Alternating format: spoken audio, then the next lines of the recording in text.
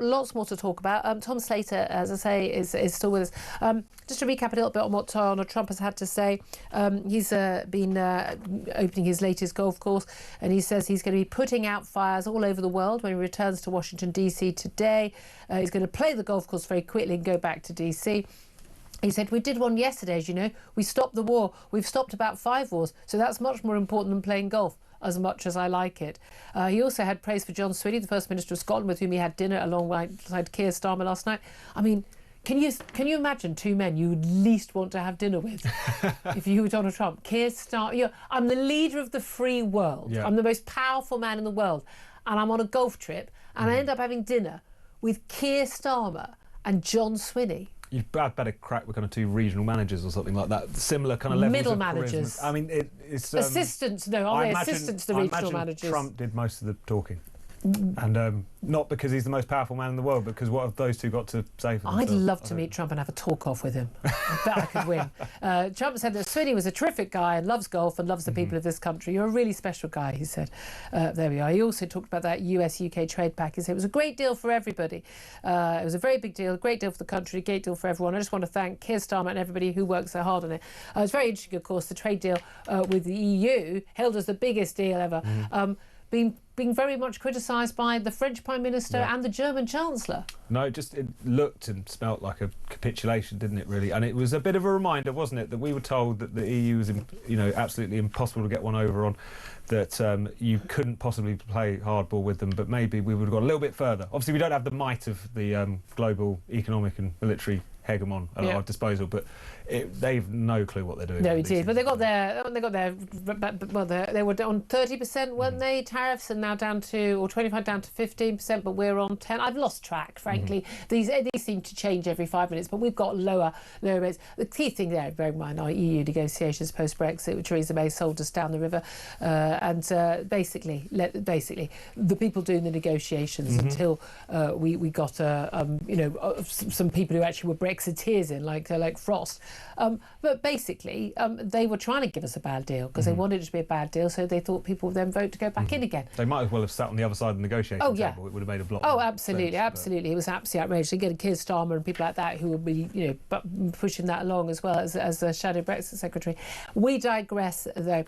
Donald Trump told Starmer yesterday his advice on how to win the next election, how to beat Nigel Farage. Let's have a little watch and listen to what he had to say. Generally speaking, the one who cuts taxes the most, the one who gives you the lowest energy prices and the best kind of energy, the one that keeps you out of wars. He's kept you out of wars.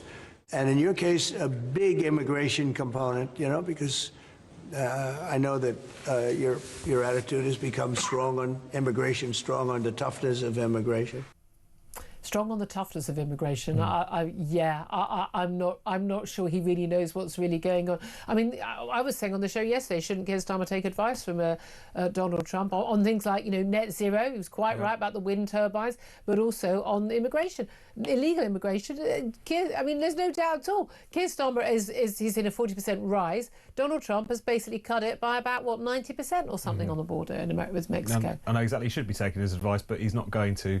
Is he? Because I think with Keir Starmer, just on this issue, as with many others, net zero, what have you, he just hasn't quite got his head around the fact that not only are these things real problems, doing real damage in the here and now, but also people have noticed they're not going to put up with it. There's this kind of sense of, give us a few more years and you'll have the green energy you need. Actually, if you just let us tinker around the edges, we'll sort out the migration problem, or maybe you just will stop noticing it. Those days are over, but he still hasn't quite realised But also the power of when people do notice it and say it. And I still remember when Nigel Farage first went out on a boat in the Channel and was pointing out these migrant boats arriving. And again, absolutely decried as a horrible racist. These were desperate asylum seekers. And even when Labour talk about needing to stop the boats, it's nearly always about because these people are drowning in the Channel. I've got to say, I've got to the point where, and I know I sound like a horrible human being at this point, and certainly not kids drowning, because they shouldn't be on those boats at all. People should be something more prosecuted for putting their kids on those boats. But but I find it hard to have concern for people who are choosing to get on a dinghy. You don't have to be a rocket scientist to look at a dinghy with 50 people on it and go, yeah, maybe that's not safe. You want to take your life in your hands to go from a perfectly safe country. It's not like you're being shot at on the beaches of France and you're desperately trying to escape a totalitarian ruler or anything. You're perfectly safe. If you choose to get on that boat, yes, I still want them to be rescued if they're in trouble, all of that, but I struggle to think that is the highest priority for this country. But even without wanting to sound like a sort of bleeding heart liberal where this is concerned, the fact that we've had governments happily preside over a completely broken system, which does incentivise some people, not many people, and yes, they do have responsibility for taking their own lives in their hands, to just run the gauntlet of smuggling gangs across the continent, of this perilous crossing, conditions in migrant camps both in France and living in the black market in the UK once they get over here. I mean, all of this it's a moral horror story all over the shop. And the fact that people have successive governments have been relaxed about letting it continue because to deal with it would make them feel uncomfortable, or it would just admit that there was a problem. Yes, but as you said, we've noticed. We've noticed, and not only have we noticed, and we've been talking about it, shouting bigot and racist and hateful and all the other words. It doesn't work anymore. Yeah. It doesn't. You can't just say we're all Tommy Robinson. You can't just call us all far right. No, it doesn't work anymore. It's not. It's also really just this clearly cannot hold. I mean, even in those migrant hotels in Epping, one of them was burnt down a few weeks ago, or a few months ago, I should say, that someone attempted to start a fire again in the Bell Hotel. It was the person who's been arrested, allegedly for doing this, was a resident of the hotel themselves. This is becoming just a complete mess for everyone concerned, whether inside those hotels, outside those hotels, in the community. It's not sustainable. And as you say, the difference is now people have noticed and they're not dealing with they're not accepting the gaslighting answers that we've had. They're refusing. And again, and Isabel Oakeshott, we just spoke to expose of what's going on inside one particular hotel, which is quite clearly a luxurious hotel, 4 poster beds, very so again the sort of place you might go for your wedding anniversary, and as a special treat. I'm sorry, but these young men are living there. They're working. They're being given free meals a day, accommodation. Lots of people are really struggling every single day to put food on the table for their kids and pay their rent and pay their bills. And they're getting everything for free. And I think people are completely reasonable to say, no, I'm sorry, that is not good enough and it's not going to wash anymore. Again, Tories ignored it for years, then paid lip service to it. Labour have only paid lip service to it so far. They've not done anything about it. And they're going to say we're going to get people out of the hotels. They want to get people out of the hotels into homes because it won't show up as much. But that's even worse because these people will be in the community. There'll be no monitoring, not such as there is at the moment. That is an even bigger disaster. And they will be competing with, they're often offering double the rent, Serco and other companies. It's going to be an absolute disaster for local people. Local people are not going to put up with it. And I'm with Nigel Farage, and I do think we are going to see more protests. I want them to be peaceful. They need to be peaceful. In a democratic country, there's no excuse for protests not to be peaceful. But I can see why things end up, people are very angry, end up turning out the way they do. And we're going to talk about this with Richard Tice, actually, coming up in the next half hour, the deputy leader of the party. A lot of this ties in, again, with the whole sort of that. You've got Yvette Cooper as Home Secretary, who's someone who I've interviewed a number of times. Hasn't come on the show for years because, I expect her to answer questions. Sorry about that, Yvette. But, asking her once about, border, like, well, how many, what level of migration would you accept? Or, and again, how many zeros? How many, a million? Give a, there must be a number that which you'd be going, that's enough now. There is an extraordinary case. A court has basically told the Foreign Office that a family from Gaza, 6 members of the family, they've got a family member somewhere in England, so a distant second cousin or something, and they have appealed for human rights, the right to come to this country because their life is intolerable. They've been displaced, they've been bombed, they're hungry in Gaza, and the right of this family to come to this country. The Foreign Office said no because it would open the floodgates. The court has said that the Foreign Office has to think again. And now, bearing in mind that a large swathe of Labour MPs and probably some of the cabinet think that actually we should be taking asylum seekers, they would see them from Gaza, that would open the floodgates. But given where we are with an emergency cabinet meeting being held today by the Prime Minister, a sudden new emergency, nothing has changed. Sorry, nothing has changed since the last cabinet meeting. But he's got pressure from Labour backbenchers. I think 200 have now signed this letter. He's got Angela Rayner snapping at his heels and a sort of, showing a bit of leg. Not when she's meeting with Muslim community leaders, then she's in full, Victorian attire, but otherwise showing a bit of leg to Labour lefty backbenchers going, hi, I'm an alternative leader in waiting.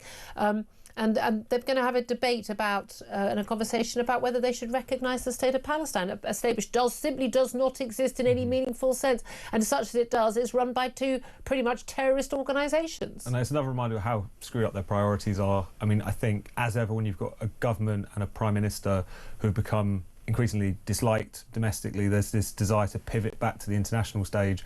But I just don't think they're going to be able to ignore the domestic situation for much longer, for all the reasons that we've been talking about. It's getting worse. More and more people are noticing it. I was out on Sunday reporting from the Canary Wharf protest outside of the Britannia Hotel.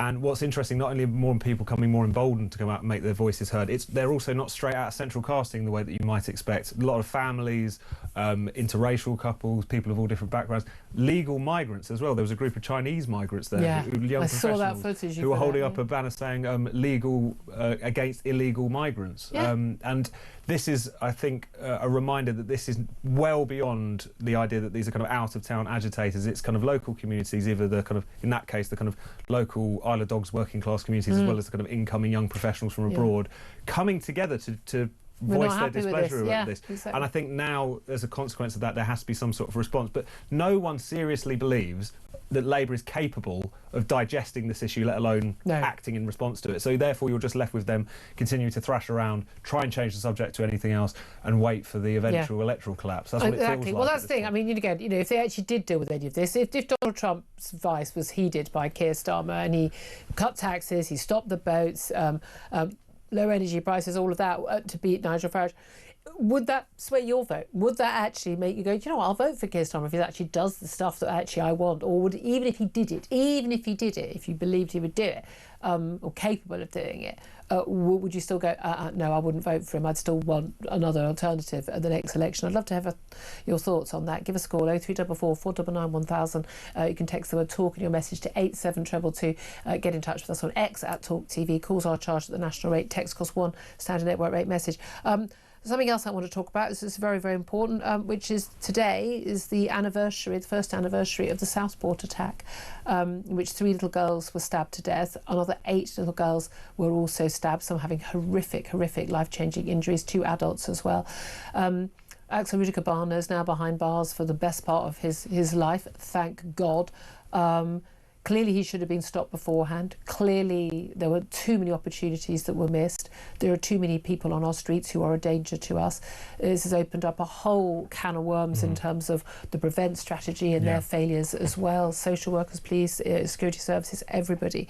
But of course also in the wake of the Southport attack we did have the riots, we did have the outrageous, I say, disinformation that went out from the government, and the lies about and the lies of omission about what we could or could not know about the suspected killer at that time.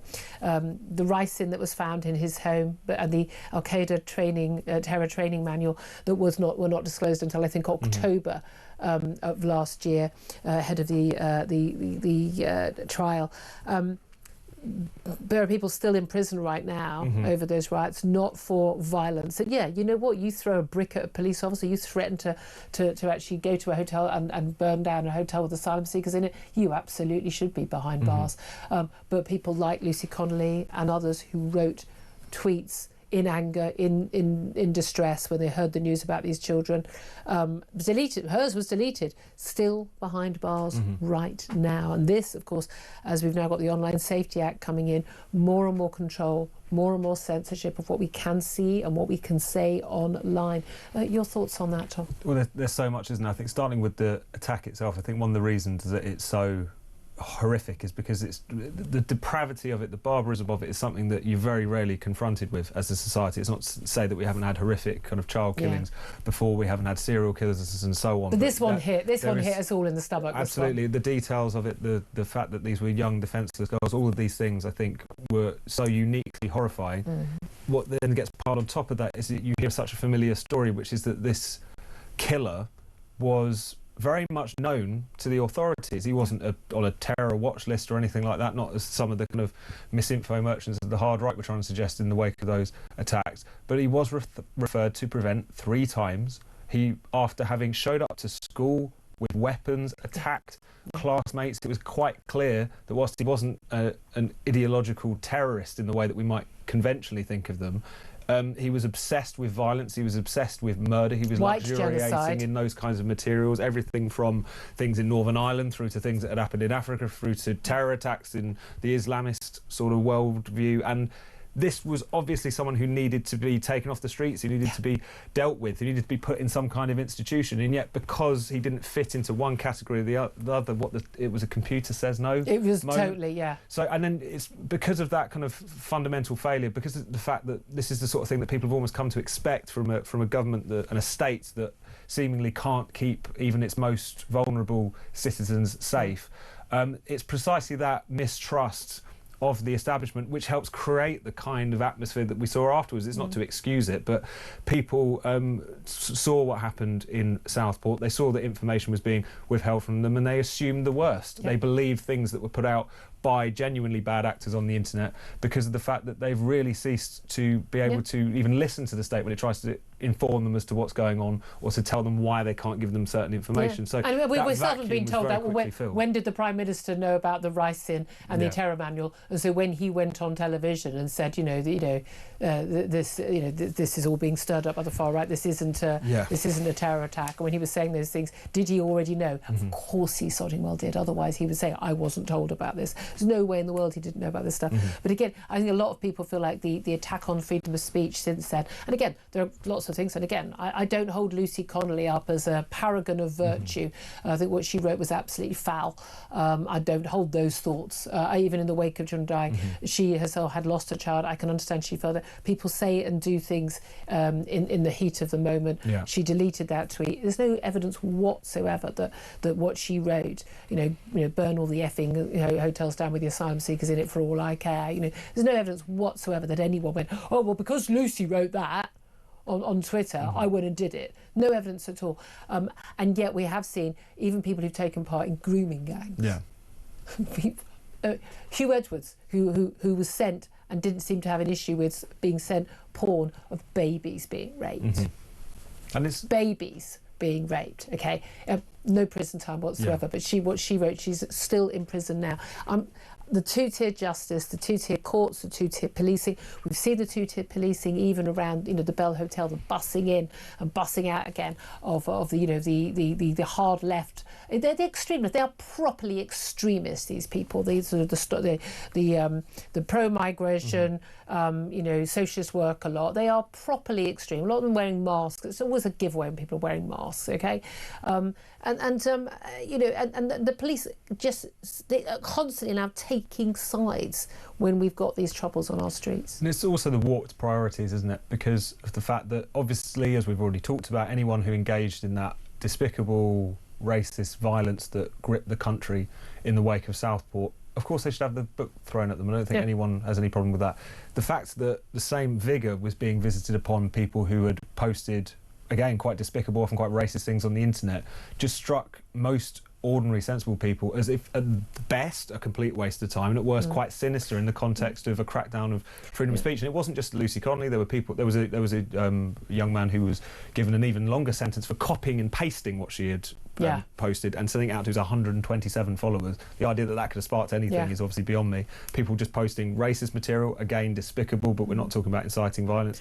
People posting misinformation were arrested, in some cases actually prosecuted. So, but when it was posted by, the leader of Hope Not Hate, he posted that there'd been an acid attack on a Muslim woman, absolutely made up nonsense. Police never turned up at his door, and that was absolutely something that could have incited violence the other way around, but no action taken against him. That's the thing. I'd tell you what, if you want to take part in any of these protests against migrant hotels, you want to join the Free Speech Union first, and you need to absolutely then call them up if you do get arrested for saying things. You're doing stuff. I think, it's about free speech, not free violence, But I would strongly suggest join the Free Speech Union so you've got that legal advice. But, that's my strong advice to you.